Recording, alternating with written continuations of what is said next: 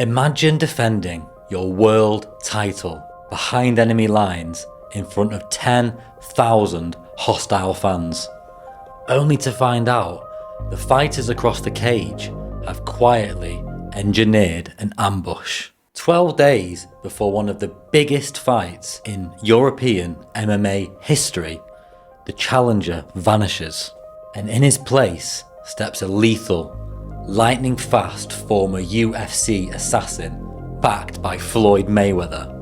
An assassin who allegedly spent weeks and weeks secretly preparing for a setup. This isn't a movie.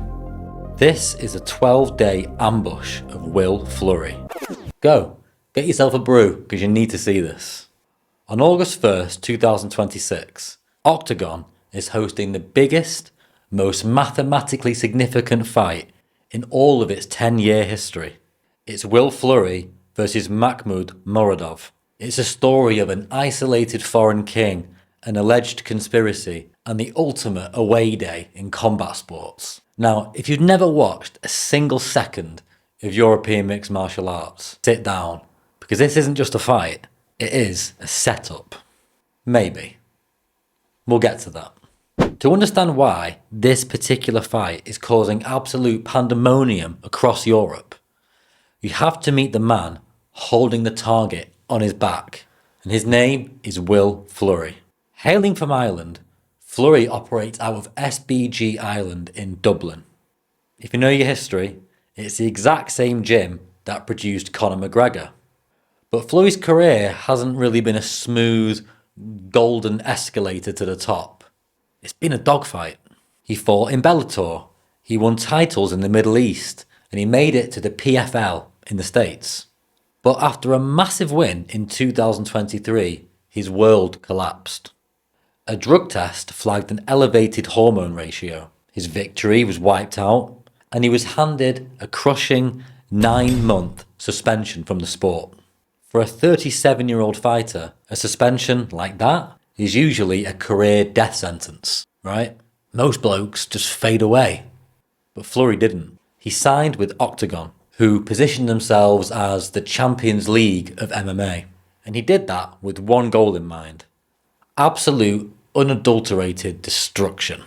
Now, if you follow this channel, you probably follow British boxing, so you know what a domestic superstar looks like, right? Think Anthony Joshua or Tyson Fury filling up Wembley Stadium. But in this part of Europe, that man wasn't Anthony Joshua. It was Karlos, the Terminator, Vemola. Now, Vemola was a national deity almost in the Czech Republic. He was the first Czech fighter in the UFC ever. A terrifying wrestler who ripped through regional competition, smashing opponents and building an aura of invincibility, building an empire. But in December 2024, Will Fleury walked straight into the O2 Arena in Prague, a cavernous 20,000 seat fortress backing Vemola to the man. And he played the role of the ultimate foreign invader, coming to plunder. And an invader that presumably would be repelled by the hometown hero. But we'll get to that. To the UK sports fan, Fleury is a tactical hybrid. Frame-wise, he's got the imposing height, 6'3", the size and the deceptive athleticism of a Tom Aspinall. But mentally, he carries the relentless, trash-talking, unbreakable will to win of maybe a prime Michael Bisping. For 25 grueling minutes, Fleury didn't just beat Vemola. He systematically dismantled him. He jabbed his head off, he denied his takedowns, and he handed the Czech legend a shutout 50-45 points defeat on home turf. 2 months later, Fleury steps up to heavyweight, goes to war for 25 minutes, and wins that belt as well. Then he defends it by knocking out former UFC heavyweights in like 89 seconds. This guy's the real deal. All of a sudden, this loud-mouthed Irish guy wasn't just a visitor, a guest. He was the undisputed, simultaneous double champion of Europe, light heavyweight and heavyweight, an unstoppable force ruining the local party. That is where the trouble started. So fast forward to August the 1st, 2026, Oktagon 92 at the Open Air Stadium in Prague. It's the European equivalent of fighting at an ancient Roman Colosseum under the summer stars. Alright, maybe that's a bit of hyperbole, but you can build the picture in your mind. So Fleury was booked for Oktagon 92 for a heated rematch against Daniel Skvor, a knockout artist that he'd previously submitted. As you can imagine, Fleury spent 3 months in camp building a very specific blueprint to tear through Skvor again, in even better fashion the second time round. Then, 12 days out, news drops. Skvor, who has history of pulling out, has pulled out again with a torn pectoral muscle. These things happen. It's combat sports. Now, in boxing or MMA, losing a main event 12 days out usually means that fight gets cancelled completely. The card carries on, but that fight gets stripped out. But in this case, within hours, Oktagon announced a replacement that sent shockwaves throughout the European combat sports media. Stepping into the void like the valiant hero was Makhmud Muradov. Now on paper, this looks like a promotional miracle, right?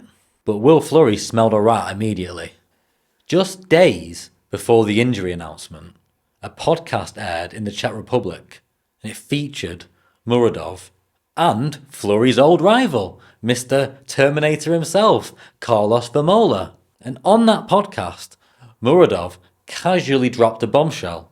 He said if Skvor pulled out, for whatever reason, he'd gladly step in to fight Fleury and win the belt back for Karlos. Of course, Fleury went ballistic. He publicly accused Vemola, Muradov and the Czech camp of orchestrating a calculated ambush. His theory? The podcast was recorded weeks earlier. The injury wasn't a sudden tragedy, it was a planned handover. And then I see this thing on a podcast that's only released 12 days ago, but probably recorded 4 or 5 weeks ago. That in fact, Muradov had secretly been undergoing a full covert training camp, specifically tailored to defeat Fleury. This has been preparing for me for the whole camp. Meanwhile, Fleury himself was preparing for a completely different style of fighter. Fleury's words were sharp. They think they're going to screw me over like this? That's not how you get a double champion. Skvor fired back, offering to fight Fleury in the street. The bad blood erupted overnight. The Irish boy kept winning, didn't he? So you had to try and him somehow. Not like this. This foreign champion was now completely isolated, facing a psychological war behind enemy lines. So, if Fleury's theory is correct, who exactly is the man brought in to execute this short notice ambush? Makhmud Muradov is one of the most explosive and dynamic athletes in all of combat sports. Born in Tajikistan and fighting out of Uzbekistan and Prague, Muradov's life reads a bit like a film script, to be perfectly honest.